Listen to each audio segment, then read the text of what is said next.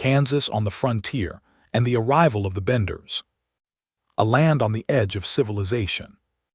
The Kansas Prairie in the 1870s was both promise and peril. The Civil War had ended only a few years earlier, and the United States was pushing westward with a restless energy. Settlers, immigrants, freedmen, and veterans all joined the tide of expansion. The Homestead Act of 1862 had thrown open the doors of the frontier, granting land to anyone willing to claim it and work it. Kansas, perched on the edge of the Great Plains, became one of the most contested grounds for this new life. The state was dotted with small farming settlements, hastily built towns, and endless stretches of raw prairie where the wind seemed to sing of both opportunity and death. It was a lawless region.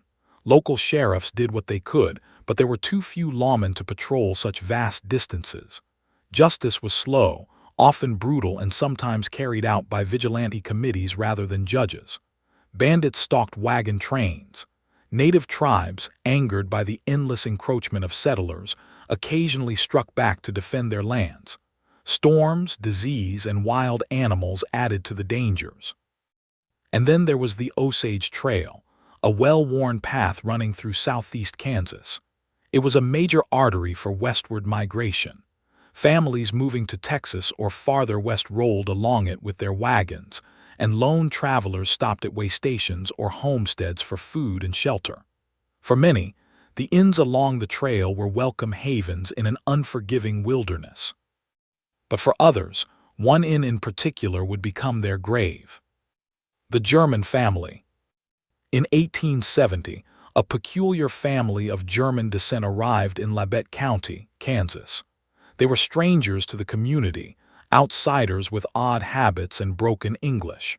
The locals would come to know them as the Benders. There were 4 of them. John Bender Sr., Pa, a grizzled man in his 60s with a heavy German accent. He was big and powerful but unfriendly, often glowering in silence. His speech was so broken that few could understand him, and he seemed to prefer it that way. Elvira Bender, Ma, his wife, sullen and severe, with a harsh face that neighbors described as cruel. She was rumored to have a temper and was often seen muttering under her breath. Some whispered that she practiced dark magic or witchcraft. John Bender Jr., their son, in his 20s, lanky and peculiar. He was known for his disturbing, inappropriate laughter which erupted at odd moments. His social awkwardness made others uneasy, and many suspected he wasn't quite right in the head. Kate Bender, their daughter, young and striking, perhaps in her early 20s. Kate stood in sharp contrast to the rest of the family. She spoke fluent English, presented herself as intelligent and educated, and seemed far more polished. She offered spiritualist services, seances, fortune-telling, and healing arts, which intrigued the superstitious. Though they lived together as a family, even their origins were shrouded in mystery. Some locals doubted whether they were truly related at all. Were John Jr. and Kate really siblings? Were Elvira and John Sr. married? No documents proved it. In fact, historians later suspected that Bender might not even have been their real surname. Whatever their origins, the Benders blended into frontier life just enough to avoid suspicion, at least at first. The homestead on the Osage Trail. The Benders filed a claim on 160 acres of land about 7 miles northeast of Cherryvale, Kansas. Their plot lay right along the Osage Trail, giving them access to the constant stream of travelers heading west. They constructed a crude cabin divided into 2 sections by a canvas curtain. The front served as a small general store and dining room. Here, weary travelers could purchase supplies, eat a hot meal, or even spend the night. The back half of the cabin contained the family's living quarters. Beside the cabin, they planted a small vegetable garden and tended an orchard. From the outside, it looked like any other modest frontier homestead. To passing settlers, it was a beacon of hospitality in a dangerous land. Inside, however, it was a carefully designed trap. At the center of the front room was a large wooden dining table. Guests were often encouraged to sit in a particular chair, the one with its back to the canvas curtain. On the other side of that curtain, hidden from sight, one of the benders would wait silently. The trap was simple. The guest ate, perhaps enjoying conversation with Kate, perhaps distracted by the promise of spiritual insight or healing. Then, when the moment was right, the bender lurking behind the curtain would strike a hammer blow to the skull. The victim's throat was cut to ensure death, and their body was dropped through a trapdoor beneath the table into the dark cellar below. At night, the corpses were dragged out through a side door and buried hastily in the orchard.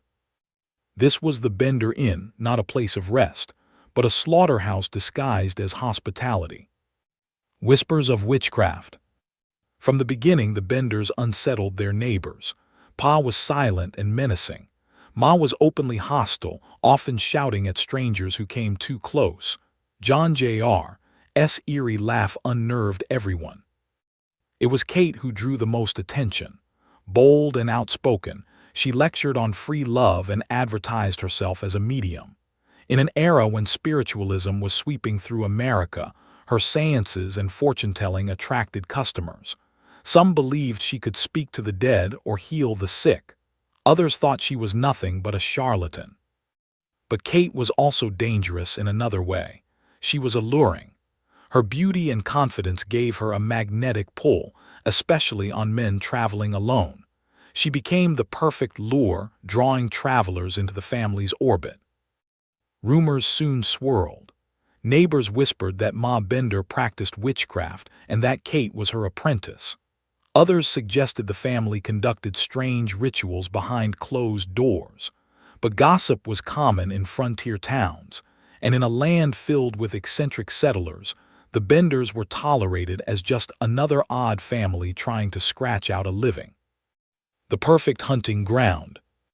The Osage Trail provided the Benders with a steady supply of victims. Lone travelers seeking a meal or shelter for the night, families moving west, even wealthy men carrying money, all were potential prey. The remoteness of the trail worked in the Benders' favor. If a man disappeared on the prairie, people assumed he had fallen victim to bandits, illness, or native attacks. Families back east might wait weeks or months for word, only to assume their loved one had died on the road. Few connected the disappearances to a single spot on the trail. This anonymity allowed the Benders to operate without suspicion for nearly 2 years. A family apart. Neighbors did their best to interact with the Benders. But the family never truly integrated into the community. They rarely attended church. They seldom participated in gatherings. When they did appear, their presence was awkward and unwelcome. Pa's broken English and glowering demeanor created barriers. Ma often scolded anyone who came too near. John Jr. could not be trusted to hold a serious conversation without breaking into strange laughter. Only Kate seemed capable of bridging the gap, and even she was viewed with suspicion for her unorthodox beliefs. The Benders lived apart both physically and socially, and in that isolation they cultivated their grisly trade. The stage is set. By the early 1870s, the Osage Trail was littered with stories of missing travelers. Wagon trains reported members who never arrived at the next station. Families back east waited in vain for letters. Horses and wagons turned up abandoned, but their riders were nowhere to be found. No one yet realized that many of those missing had last been seen at the same place, the Bender Inn. The Prairie kept its secrets, but not forever. In time, the Benders' bloody work would come to light. Their orchard, watered with the blood of their victims, would reveal its horrors, and the family of 4 would become infamous as America's first serial killer clan. The story was only beginning. Disappearances along the trail. A trail of shadows. By the early 1870s, the Osage Trail was bustling with life. Wagon trains moving westward, peddlers and drifters on horseback, families chasing new beginnings, and Civil War veterans looking for a place to settle. Yet along one particular stretch in Labette County, The road seemed cursed. Travelers passed through and were never heard from again. At first, the disappearances attracted little attention. The prairie was vast, and death lurked in many forms. A storm could wipe out a wagon. A fever could strike and leave a man dead in the grass. Bandits sometimes attacked and left no survivors. The dangers of the frontier gave the missing plenty of plausible explanations. But behind the walls of a modest cabin with a hand-painted sign that read groceries and lodging, a darker truth unfolded. The Bender Inn was collecting lives like coins in a purse. The murderous method. The Bender's system of killing was both simple and horrifyingly effective. A weary traveler, often alone or with little protection, would stop at the inn for food or rest. The family welcomed them inside. Kate, charming and fluent in English, usually did the talking. She might offer a hot meal, speak of her psychic powers, or lure the guest with talk of seances and spiritual healing. Once the traveler agreed to eat, they were directed to the seat of honor at the wooden table, the one placed against the canvas curtain. Behind that curtain, Pa or John Jr. waited silently, gripping a hammer. At a signal, the weapon came down hard. A crushing blow to the skull stunned or killed the victim instantly. To make certain, another family member, often Ma or Kate, would slit the victim's throat. The lifeless body was then dropped through the trapdoor beneath the table into the foul-smelling cellar. At night, the corpse was dragged to the orchard, stripped of valuables, and buried in a shallow grave. This gruesome efficiency allowed the Benders to murder again and again, without raising immediate suspicion. The vanishing of the unknown. Many of the early victims remain unidentified. They were likely men traveling alone, laborers, farmers, trappers, or immigrants, people with no one nearby to notice their sudden disappearance. Their deaths went unrecorded, their names lost to history. But soon, the Benders grew bolder. They began to target entire families and more prominent individuals. That decision would eventually seal their fate. The Lonker tragedy. One of the first known victims whose case reached wider attention was George Newton Lonker. A widower in his 30s, George was trying to start over after the death of his wife. In late 1872, he set out with his infant daughter, Mary Ann, to build a new life in Iowa.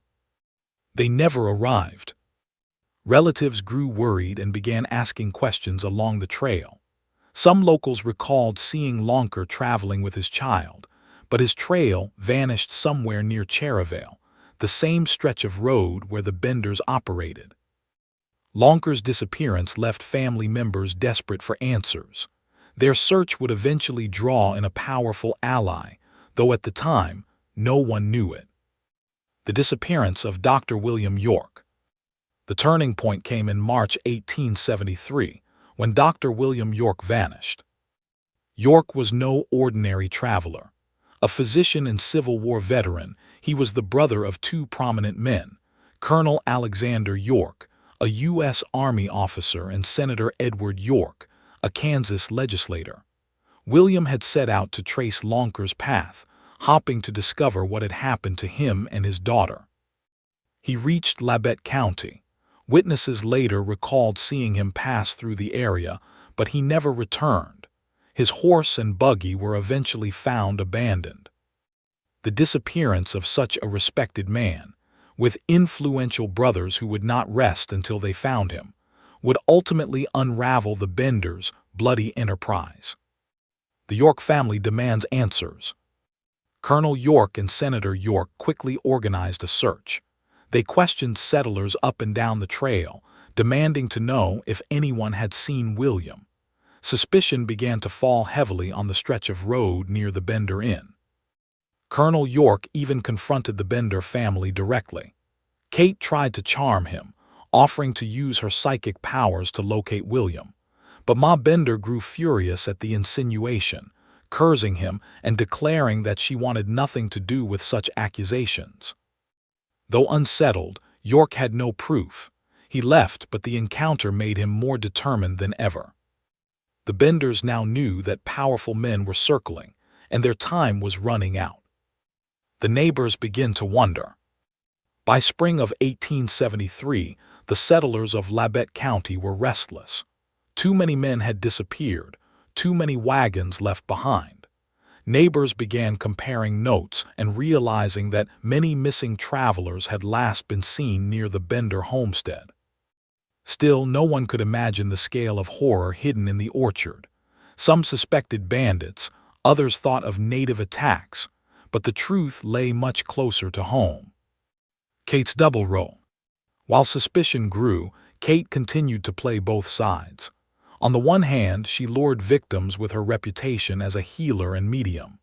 On the other, she tried to shield her family from suspicion by acting helpful, confident, and innocent. She printed handbills advertising her abilities. Kate Bender, professor of healing arts and spiritualism. Contact the spirits of the dead, cure the sick, reveal the future. To the superstitious, Kate seemed fascinating. To skeptics, she was a fraud. To men traveling alone, she was dangerously attractive.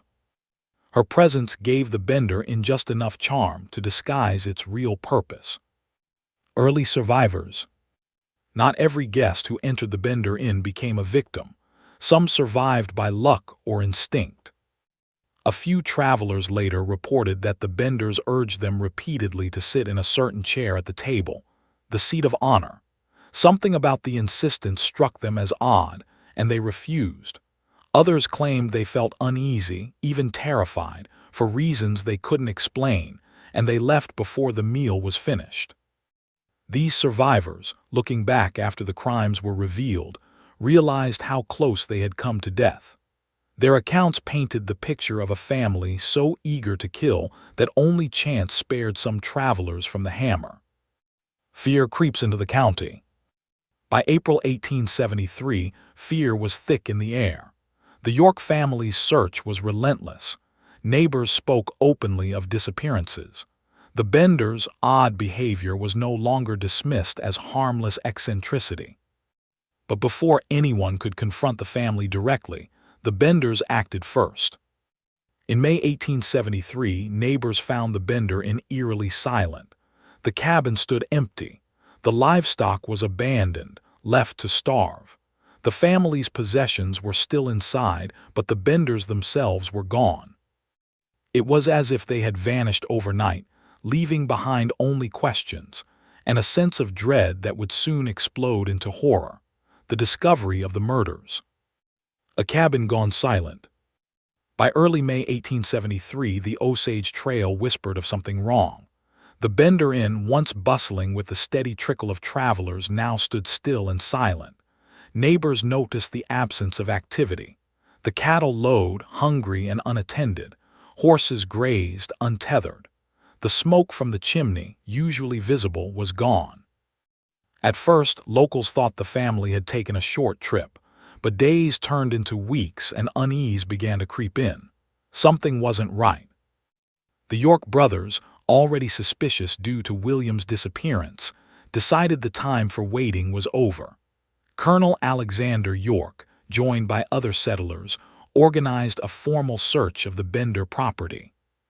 What they would uncover would send shockwaves across Kansas and the entire nation. Breaking into the inn. When the search party arrived at the Bender homestead, the scene was eerie. The small cabin with its divided canvas partition looked just as it always had, but the family was gone. Food lay untouched as if they had left in haste. A sour smell lingered in the air. Investigators moved cautiously, examining every inch. The inn was crude but functional. A stove, a few beds, the rough-hewn table where so many guests had eaten their last meals. Then someone noticed the trapdoor. It was set into the floorboards beneath the table, the very spot where Kate had once charmed travelers into sitting. The trapdoor was stained, the wood discolored. The men pried it open. The cellar of blood. A wave of stench burst forth, gagging the searchers. They lowered lanterns into the darkness and saw the impossible. The ground below was slick with clotted blood. The dirt floor was soaked, blackened in places, sticky with the remnants of countless murders. The investigators recoiled in horror. It was clear this cellar had been used not for storage but for butchery. Still, no bodies were found inside. Whoever the Benders had killed here, they had taken elsewhere to dispose of. The men, grim-faced and nauseated, turned their search outward, into the orchard behind the house. Digging in the orchard. The Benders' orchard was small, a scattering of young trees set neatly in rows. But as the men walked among the trunks, they noticed something strange. Patches of disturbed earth, sunken slightly, as though the ground had been dug and hastily refilled. They brought shovels. The first grave revealed its horror quickly. The decomposed body of Dr. William York, throat cut and skull smashed in. The crowd fell silent. York's brothers stood stiff, their grief twisting into rage. The search continued, faster now, more furious. One by one, the graves gave up their secrets. The victims unearthed. Over the course of days, at least 11 bodies were recovered from the orchard and garden, though rumors suggested the true number was higher. Among those identified, George Newton Lonker, the widower traveling with his infant daughter. Mary Ann Lonker, his little girl, found buried alive beside him. The earth in her tiny lungs proved she had been buried while still breathing. Several single men, many robbed of possessions but otherwise anonymous, their identities lost to history. Dr. William York, whose death had triggered the search. The pattern was unmistakable. Every victim's head had been bashed in, their throats cut. The Benders had followed the same ritual over and over again until their orchard became a mass graveyard. The community in shock. Word spread like wildfire. Settlers rode miles just to see the gruesome scene. Newspapers carried lurid headlines, "Kansas Hell Discovered," and "The Murderers of the Plains." For a community used to hardship, this was different. Bandits, sickness, and storms were one thing, but neighbors murdering travelers in cold blood was another. The discovery shattered the fragile trust of frontier life. Mothers clutched their children tighter. Travelers refused to stop at roadside inns. Rumors spread of other killer families hidden in plain sight. The Benders, once odd but tolerated, were now monsters. The search for the killers. But where were they? The Benders had vanished days before the search began, leaving behind livestock and supplies. This suggested they had fled in haste, likely tipped off that suspicion was mounting. Theories abounded. Some claimed they escaped by wagon under cover of night, splitting up once safely away. Others believed vigilantes caught them on the prairie and delivered swift, secret justice. A few insisted the family slipped into Mexico or Canada, never to be seen again. The lack of certainty only deepened the mystery and the legend. Vigilante justice. Frontier justice was swift, and settlers were not patient with killers. Stories circulated that posses had tracked down the Benders and hanged them, leaving their bodies to rot in the trees. Others whispered that Kate and her mother were captured and beaten to death by furious townsfolk. Yet no evidence ever confirmed these tales. Despite repeated arrests of women suspected to be Kate and Ma, none were definitively proven to be the Bender women. Pa and John Jr. seemed to vanish into the mists entirely. The ambiguity turned the Benders from mere murderers into folk legends, specters haunting the American imagination. A nation horrified. The discovery made national headlines. In the East, newspapers described the Benders' methods with morbid fascination. Some called them America's first serial killers. Others compared them to characters out of Gothic horror. The case stirred debate about the safety of frontier life. How many other families might be hiding similar crimes? Could civilization ever truly tame the Wild West? For the York brothers, the recovery of William's body brought closure but no peace. Justice remained elusive, the killers still at large. The orchard becomes a pilgrimage. In the months after the discovery, thousands of curious onlookers traveled to Labette County to see the site of the murders. Relics from the cabin, hammers, knives, even the table were taken as souvenirs. The orchard became a macabre attraction, a grim reminder of what had been uncovered there. The land itself seemed tainted, cursed by the blood spilled upon it. Even decades later, old settlers claimed that nothing grew right where the bodies had once been buried. Shadows over the prairie. By the end of 1873, the Bender homestead was abandoned and stripped bare. The family that had once smiled at travelers from their porch was gone, leaving only death behind. But the mystery of their fate and the horror of their crimes was only just beginning to take root in American folklore. The next stage, the manhunt, the rumors, and the birth of the legend, would keep the Benders alive in the public imagination long after their cabin crumbled into dust. The manhunt and the legend of the Benders. A manhunt begins. The discovery of the blood-soaked cellar and the orchard graves transformed Labette County overnight. Where once there was only prairie and farmland, now came swarms of riders, sheriffs, newspaper men, and bounty hunters. Everyone wanted justice or vengeance. The Benders had vanished like ghosts. No one knew which direction they had gone, but one thing was certain: if they were caught, there would be no mercy. Rewards were quickly offered. Local officials promised money for their capture, and soon the Kansas governor himself added to the pot. Across the Midwest, posters appeared. Wanted, the bloody Bender family dead or alive. Theories of escape. The Benders' flight was pieced together only in fragments. A neighbor claimed he had seen the family wagon heading north toward Thayer, a small rail town, the night before the search party arrived. From there, the trail grew hazy. Some believed Pa and John Jr. abandoned Ma and Kate, fleeing in different directions. Others insisted the family stayed together. A few reports even suggested they boarded a train and disappeared eastward into anonymity. But in the 1870s, travel was slow and the frontier vast. Once gone, the Benders had countless places to hide. Rumors of vigilante justice. Almost immediately, rumors began to circulate.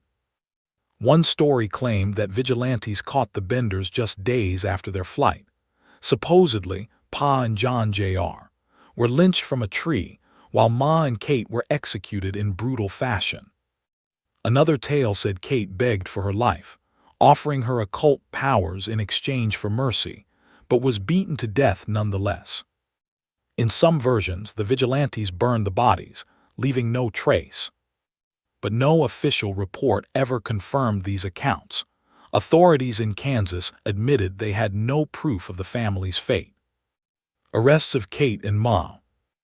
Over the next 2 decades, several women were arrested across the Midwest, suspected of being Kate or Elvira, Ma Bender.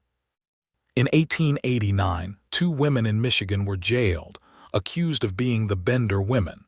Witnesses swore they recognized them. Yet, without fingerprints or modern forensic methods, the identification fell apart in court. In other cases, women travelers unlucky enough to resemble Kate were harassed, threatened, or even attacked by mobs who believed they had found the infamous murderess. The ambiguity only fueled the legend. To some, the Benders were still out there lurking. To others, they had been destroyed long ago. Nationwide sensation.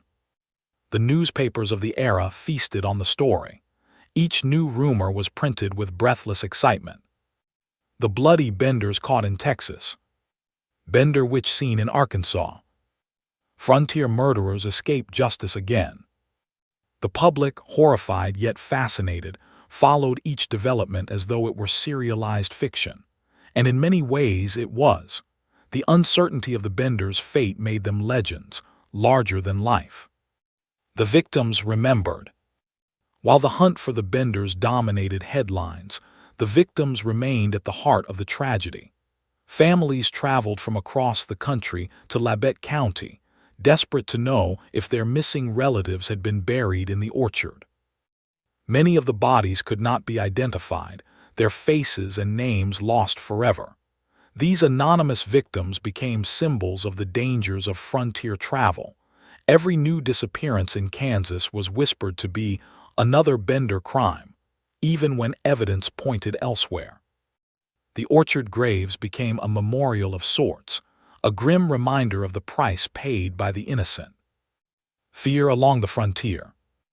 The legend of the Benders cast a long shadow. Settlers began to look more suspiciously at their neighbors. Could the quiet family down the trail be hiding similar secrets? Could another roadside inn conceal a cellar of horrors? Communities grew more watchful, sometimes too much so. Strangers were treated with suspicion, travelers eyed with mistrust. The fragile bonds of frontier hospitality were shaken. The Benders had not just murdered people, they had murdered trust itself. Folklore and superstition. As the years passed, the Benders slipped from headlines into folklore. Some claimed Kate had been a witch, her spiritualist powers allowing her to seduce and hypnotize victims. Others said Ma was the true mastermind, her cruelty unmatched. A few insisted Pa was possessed, a brute acting out dark impulses beyond his control. Children on the prairie grew up hearing the stories. Parents warned them, "Don't wander too far or the bloody Benders will get you." The family became bogeymen, monsters of the Midwest. Conflicting accounts. By the late 19th century, dozens of conflicting accounts existed of the Benders' fate. That Pa was killed in a shootout in Texas. That Kate became a prostitute in New Orleans before vanishing again. That Ma died in a Michigan prison. That John Jr. was seen years later in Colorado using a false name. None were ever proven. The truth was buried under rumor, gossip, and the sensationalism of the press. The power of the legend. In a strange way, the uncertainty of their end made the Benders more enduring than if they had simply been caught and hanged. If they had been executed, their story would have ended in 1873. Instead, it stretched on for decades, each generation retelling it, reshaping it, and adding new details. The Benders became more than criminals. They became symbols of the dangers of the untamed frontier, predators hiding in plain sight, waiting for the unsuspecting traveler. The American nightmare. By the time the century turned, the Benders were no longer just a Kansas story. They were an American story. Writers of the era began to weave their tale into the larger mythology of the Wild West, alongside outlaws, gunslingers, and lawmen. But unlike Jesse James or Billy the Kid, the Benders were not romanticized. They were remembered with disgust and horror, proof that evil could wear the mask of normalcy. The trail grows cold. Despite repeated investigations, the official manhunt eventually petered out. Too much time had passed, witnesses were dead, trails had gone cold, and the West itself was changing. Railroads tamed the wilderness. Law reached places that once knew only frontier justice. The Benders remained phantoms, and perhaps that was fitting. Their crimes had been uncovered, but their punishment was left to imagination. Legacy of fear. By the end of the 19th century, the bloody Benders were no longer fugitives. They were folklore. Their cabin, their orchard, their crimes all became touchstones in the growing American fascination with true crime and horror. They had escaped human justice, but they could not escape infamy. Legacy of America's first serial killer family. A frontier stained with blood. When the Bender family fled Kansas in 1873, they left behind not only an orchard filled with shallow graves, but also a permanent scar on the American imagination. Their story was not just about murder. It was about betrayal of trust on the frontier, a reminder that even in a land of promise and opportunity, evil could take root. For decades, their crimes lingered in the memory of those who had lived through the discovery. Families of victims carried the grief of unanswered questions. Lawmen carried the shame of never capturing the killers, and travelers carried a new kind of fear, the fear of strangers. America's first serial killer family. Historians often describe the Benders as America's first serial killer family. Before Jack the Ripper stalked London, before H. Holmes built his murder castle in Chicago, the Benders had already created a system of luring, killing, and disposing of victims. Unlike lone killers, they worked together, father, mother, son, and daughter united in murder. Their roles were clear. Kate lured travelers with charm, promises of healing, or spiritual readings. Pa, or John Jr., struck the victims with a hammer, bashing their skulls. Ma slit their throats, ensuring death. Together, they dumped the bodies in the orchard. This family cooperation made their crimes uniquely terrifying. Evil was not confined to one twisted mind. It was shared at the dinner table. The inn becomes a symbol. The Bender cabin, with its innocent facade and sinister cellar, became a symbol of deception. To weary travelers, it had looked like a haven, but beneath its floorboards, blood soaked the earth. For Americans reading the newspaper accounts, the inn stood for the darkest fear, that safety and danger could be indistinguishable. A friendly smile could hide a killer. A hot meal could be the last. In this way, the Benders' home was not just a crime scene. It was a warning. Fear and folklore. Over time, the Benders were woven into Kansas folklore. Parents frightened children with tales of Bloody Kate, warning them to stay close to home. Locals swore that the land where the cabin once stood was cursed, its soil forever stained.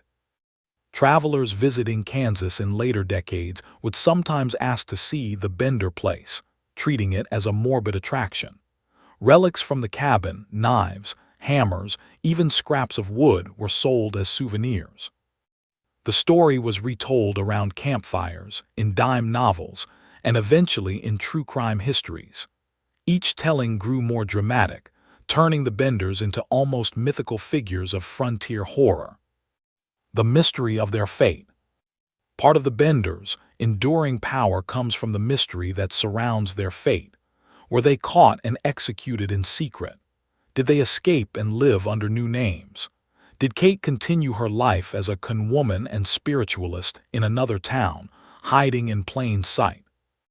The lack of answers allowed endless speculation. Unlike other criminals of the era who were gunned down or hanged, the Benders became phantoms. Their ending was never written, so their legend never died. Lessons for law and order. The Bender case also had practical consequences. It revealed how vulnerable frontier communities were. Law enforcement was thin, records were poor, and communication slow.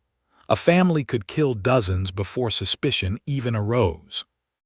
After the Benders, Kansas officials pushed for tighter cooperation between counties and states. Newspapers called for more oversight of isolated inns and taverns.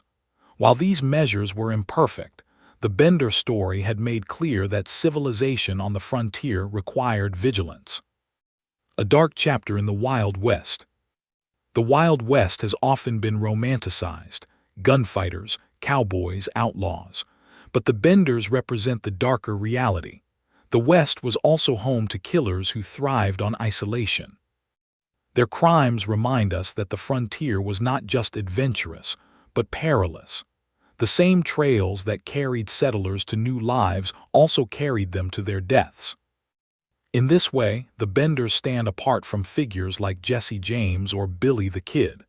Those outlaws robbed banks and trains, often gaining folk hero status. The Benders inspired no admiration. They were remembered with disgust, predators of the innocent. Comparisons with later killers. Looking back, the Benders seem like a grim precursor to later American killers. H. Holmes built a murder castle in Chicago during the 1890s World's Fair, luring victims with false promises of lodging, much like the Benders lured travelers to their inn. E. Jane, decades later in Wisconsin, shocked America with his farmhouse of horrors, echoing the hidden darkness of the Bender cabin.